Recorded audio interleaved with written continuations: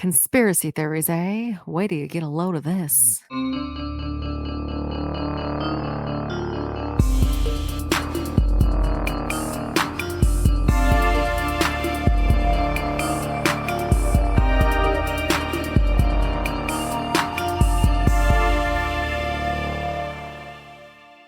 Hello, and welcome to Crack Sisters Conspiracies. We're a podcast that covers conspiracy theories, mysteries, and all over spooky shit. My name is Cassandra. And I'm Jackie. And we are said sisters. Looks like I caught you off guard there. Just went right into it. You do this every time. You're talking and then you just go right into it without any warning. And I almost said my name is your name. I got very confused. You need to catch up. What are you drinking? I am drinking a yuzu citrus bubble water. A yuzu? Yuzu, Y-U-Z-U. It's an Asian citrus. That says Soleil. Soleil is the brand. Yeah. Yuzu citrus. Oh, I didn't see that. It's inverted, so you can't read it backwards because my face looks like a weird potato if it's not mirrored. Well, everyone does, yeah. I know, but this is how I prefer to see myself, so we're just going to go with that. But hi, yes, we are on our double episode recording day. Mm-hmm. We just finished Dorothea Puente. Thank you for paying attention. I got it eventually. So I don't have any other catch-up tidbits that I can think of. I've been going to the gym 5 days a week. I'm so proud. I did a new ab workout with my cardio 2 days ago. Oh. And I sneezed today and I almost cried. It hurts so fucking bad. That sounds amazing. I've been working out much more now that I've been working out at home. I go to the gym on the weekends. I was supposed to work out today, but I didn't have time because I'm doing this instead. But that's okay. I'll do it tomorrow. Oh, we dyed Grayson's hair on Saturday. She really wanted some funky, fresh colors, but she's got brown hair. So it's not like color's going to take to it very well unless you bleach it. And I didn't want to do that. But we still got some color to come through. So she's got green underneath her hair. And then she's got blue on her tips and then pink money pieces running through. Wow. I used to love when mom let me dye the underside and hair black. Yes. Yes. I've done that a time or two, but she feels super fun, cool with her sassafras hair that's going to come out as soon as she goes in the pool on Thursday, but that's okay. Oh yeah, that's okay. We had to do it outside and it got eaten alive by mosquitoes and I have that's smaller. They were this big, all swollen. I have skeeter syndrome. So if I get bit by a fucking mosquito, I'm donezo. Anyway, what about Alex? Traumatized, sorry. So I took him yesterday to Cost Plus World Market. I love World Market. So we have like a shopping plaza, I guess, that has every single home goods store you could think of. So it has that, it has home goods, it has... Does it have a Sur La Table? A what? Sur La Table? It's a kitchen supply store. No? Okay. No, it has a Kirkland, which I don't know if that's supposed to be Costco-based shit. I've never been inside. I meant to go. They have a Marshalls. They have like everything. So we needed a new pepper grinder or a pepper mill. Yeah. Because I bought electric ones when we bought the house and Alex hates them because, to be fair, it does take 45 business days to get a fart of pepper. It goes and goes and it gets him really angry. So finally it started sparking. So he's like, oh, guess we got to get rid of it and get a real one. So I'm like, I will take you to go get one because you've been really annoying. And this bitch turned into the most white basic lady I've ever met. We were there for one thing. He's like, let's get a hand basket. And he literally was just putting things in the basket. And $95 later. Yeah. I'm like, I fucking hate you. World Market is the tits. I go there all the time. I get different teas there. I get stocking stuffers there. That's literally what I said. I said, I'm coming here for Christmas because there's so many good stocking stuffers in here. Oh, yeah. And then you can get all the different international like goodies and candies and foods and stuff. So I made the mistake of bringing him to that section of the store and we spent 40 minutes and I bought scone mix that he made me make, even though scones are trash. But they're not my favorite unless you like just having a dry mouth. That's like the Sahara Desert in there. I mean, they're white chocolate raspberry. So I'm like, that would be good. But we made it in my house. It smells fucking delicate. But you bite it and it's not good. Yeah, that's a bummer. We had a similar experience where We went out to dinner on Friday. We went to try a new ramen place that's out here.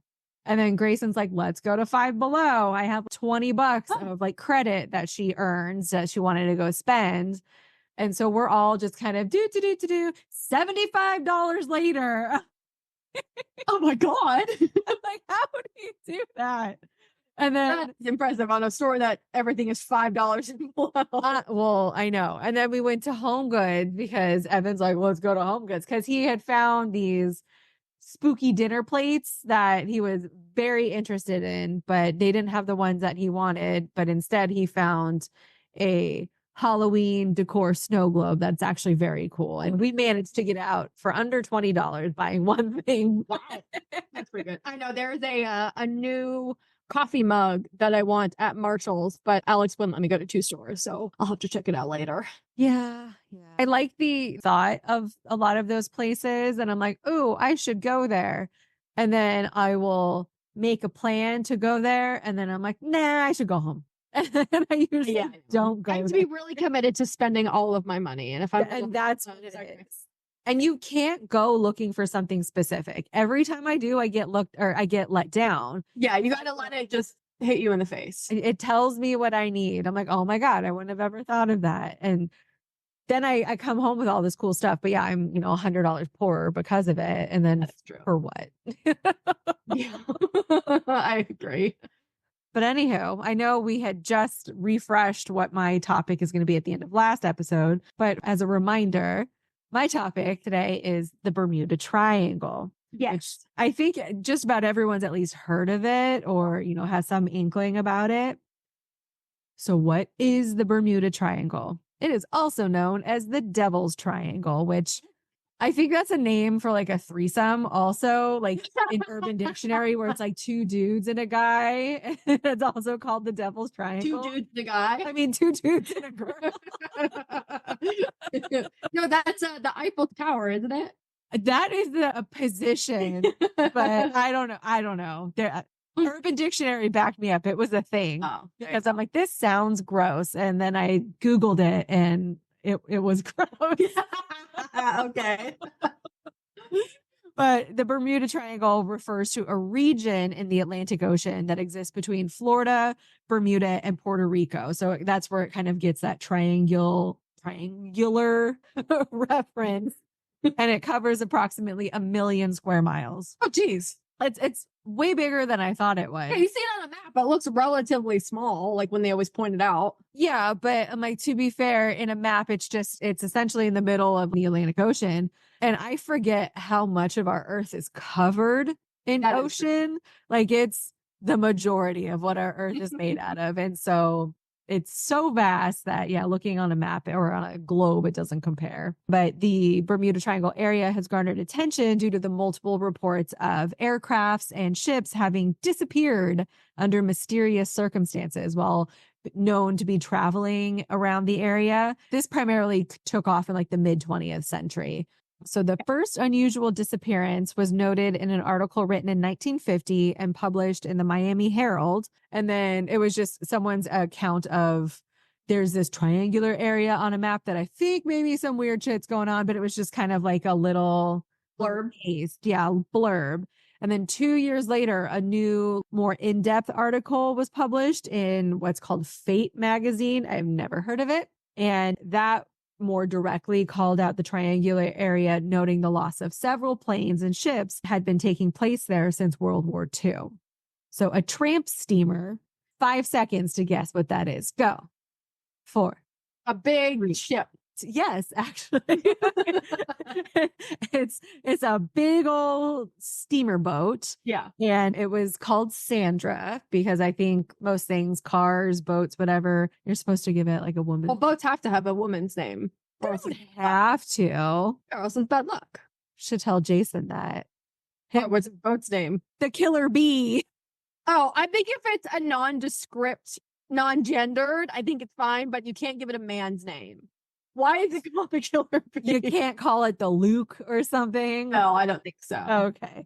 Well, the Sandra disappeared while she was putt-putting along. Might as well named her a fucking male name.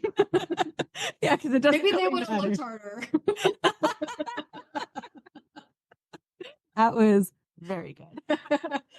So Sandra disappeared.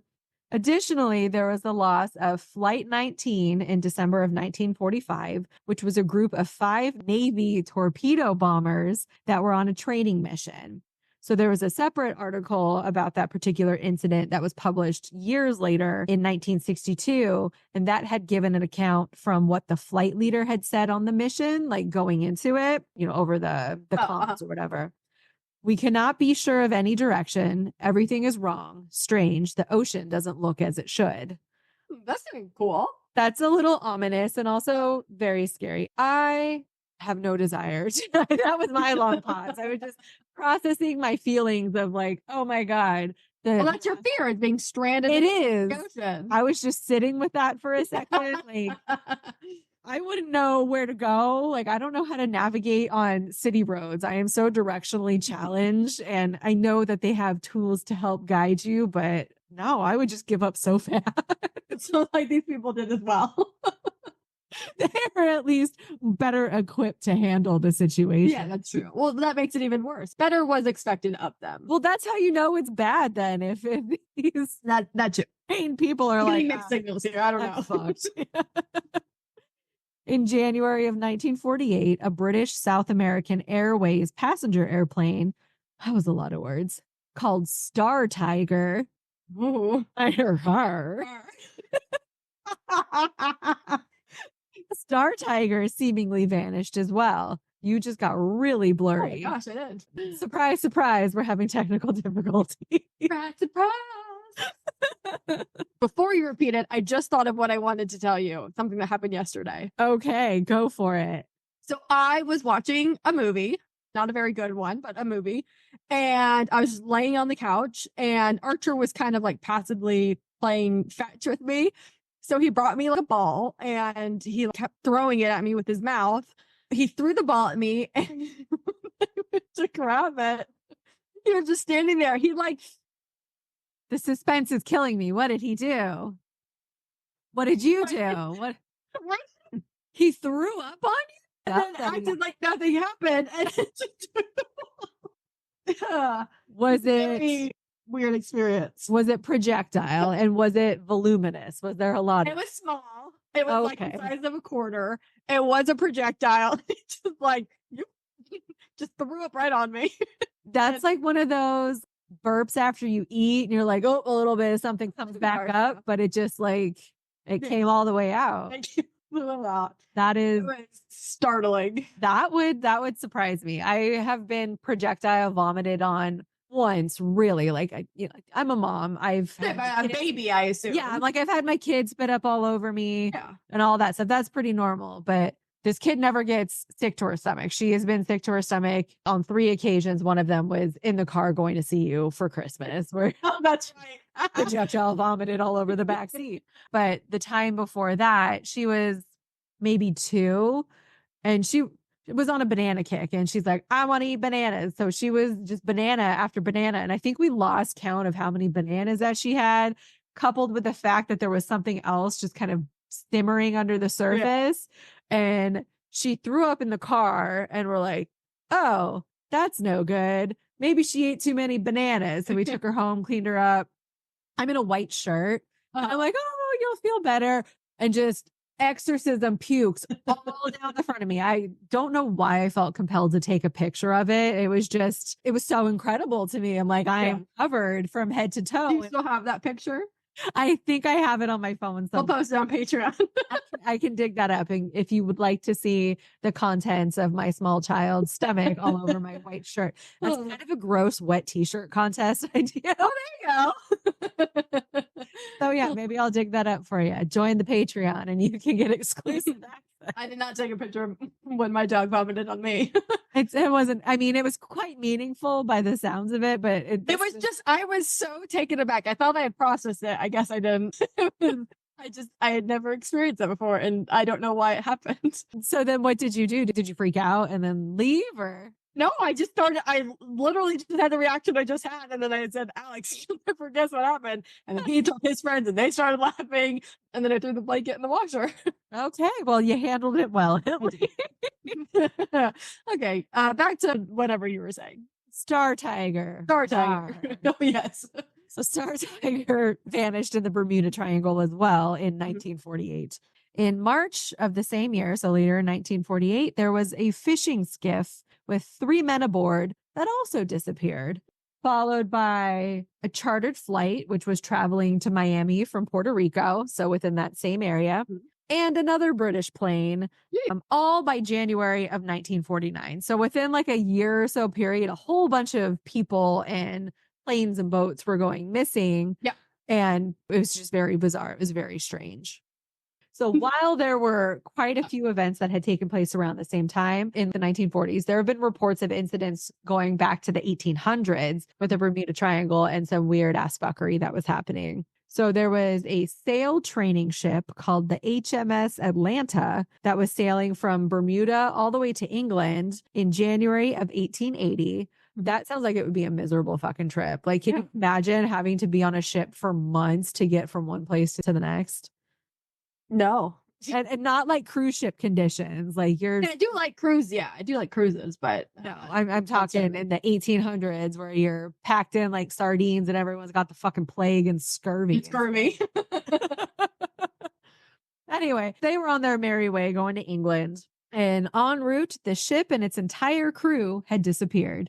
Just poof, gone. They were on their passage and they just never reappeared. It was presumed having to have sunk due to a massive storm that they encountered. But decades later, it was suspected that they actually fell victim to the effects of the mysterious triangle area. And it kind of gets lumped in with all of the other things later on. So in the 1940s, when all of these things started happening, it seemed too coincidental that all of these modes of transportation were disappearing. And so then people started looking back historically to see if there were any accounts within the same area. And so that's how they got to the 1800s, where they started seeing the same pattern, so to speak.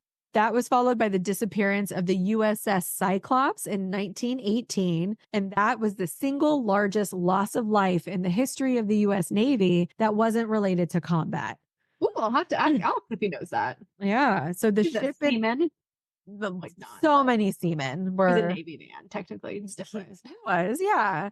On the ship, it had its crew of 306 people, and all of them went missing without a trace after departing from Barbados. As with the HMS Atlanta, theory suggested maybe they had been taken out by a large storm, or alternatively, maybe they had fallen victim to wartime enemy activity, given, the time. But the more likely theory suggests the ship was overloaded and it had far too dense cargo that the ship was equipped to handle. But given the area it was traveling, it could also be suggested that it too was a victim of the Devil's Triangle. Dun, dun, dun.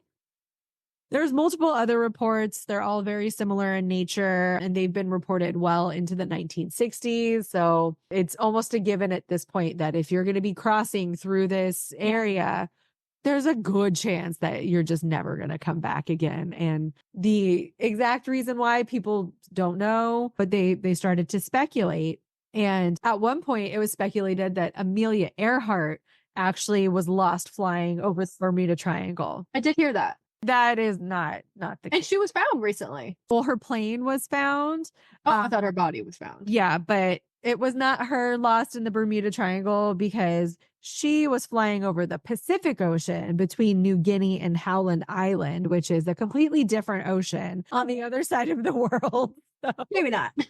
And additionally, like you had mentioned, researchers believe that they may have actually found her plane, but that's a whole other topic. But yeah, in the Pacific, not the Atlantic. So no, Amelia Earhart was not a Bermuda Triangle victim. Gotcha.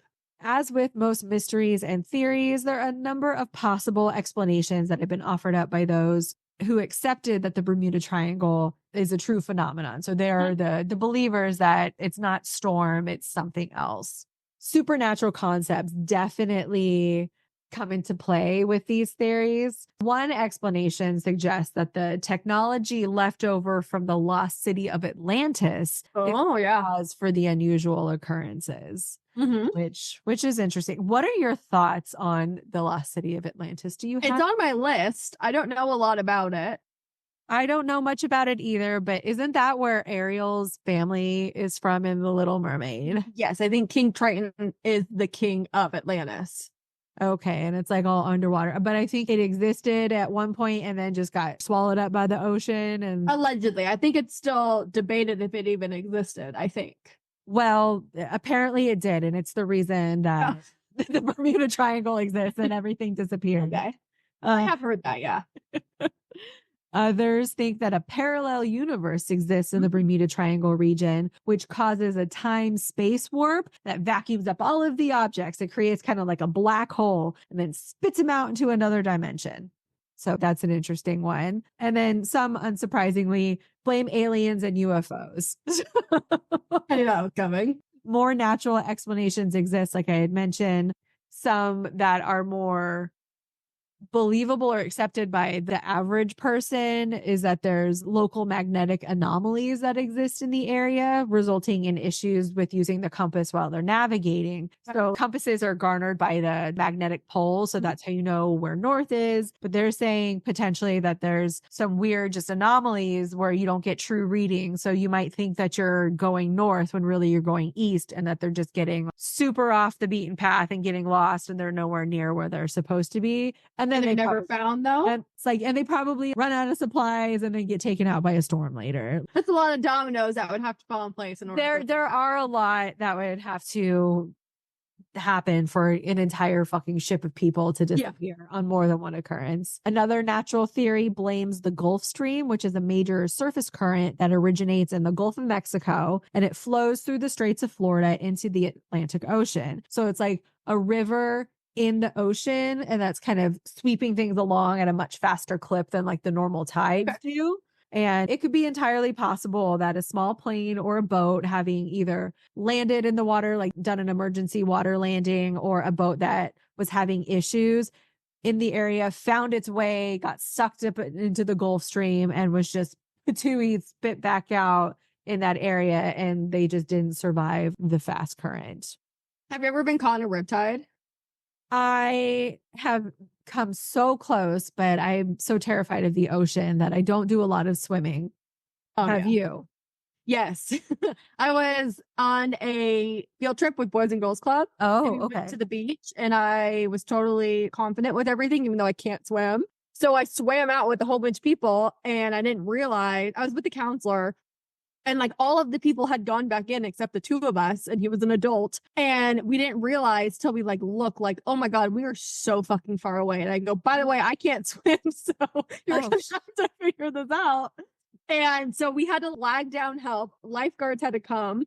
And they're like, here, get on our buoy or whatever. And I'm like, you're hot. And he's like, you're like 12. I'm like, whatever, save me. So he brought me in to a part that was no longer in the current or whatever. And he goes, okay, it's like 4 feet, swim back. But he didn't realize, or maybe didn't care, that I was on a kelp bed. And I have a very big fear of speed. So I went, no, I'm going to stay here. Thank you. So then I had to get rescued again to get out of the kelp fields. That is such a tragic story. That is so embarrassing for you. I'm okay with it. But are you fucking kidding me? If I had to be rescued not once, but twice in the same visit for the same reason, my soul would leave my body. I would never set foot on sand again. I wouldn't even look at the ocean. Well, now I know better than to go in because I know I can't swim and I have a fear of everything. But I mean, that's growth right there, at least accepting your limits. The only thing I know about if you get caught riptide, I think you're supposed to swim parallel to the shore, right? Until you get out of it. That's what they say. But it's still exhausting, even for good swimmers. And again, I'm also not confident because I would be so panicked that something was happening that I would just start swimming in any which direction because I don't know where I'm supposed to fucking go. Yeah. So there's no hope for me. This is why I just avoid the ocean. I go to the little harbor cove splash my toesies in, and that's as far as it goes. I plan. have a healthy dose of fear and respect for said ocean. Now, a quick word from our sponsor. Do you live in the Bay Area? Are you in need of a CPR class for work or just to gain the knowledge? Well, look no further because CPR Education has you covered. They host public classes every Saturday in Pleasant Hill, ranging from CPR and first aid, BLS for healthcare providers, infant essentials for new and expecting parents, and EMSA-approved courses for licensed childcare providers. Whatever need you have, PR Education has a solution. Go to cpredu.com and use code CRACKED for 20% off any public class. That's CRACKED, and you will get 20% off any class of your choosing. CPR Education, keeping people together. Intense weather and storming. Those have been cited as a possible cause for a few of the previously noted disappearances. And it's entirely possible. Hurricanes are crazy and they can come out of nowhere and come on without a warning, especially back in the day before they had like weather satellites on ships and stuff. So you could be completely overwhelmed by weather. So it's entirely plausible.